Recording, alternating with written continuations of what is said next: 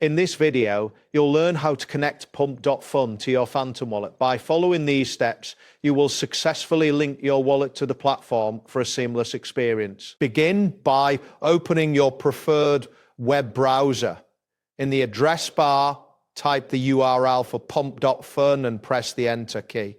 Wait for the website to load completely before proceeding. Once the page is fully loaded, direct your attention to the top right corner of the screen.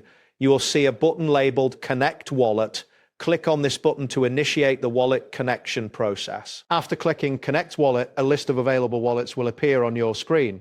From this list, locate and select Phantom Wallet. This action will prompt the Phantom extension to open in your browser. Upon the Phantom extension opening, you will see a prompt asking you to approve the connection. Click the Connect button within the Phantom extension.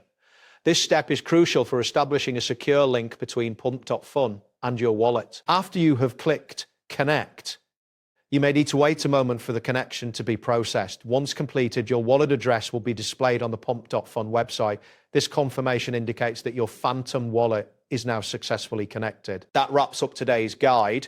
Thanks for watching and catch you in the next tutorial.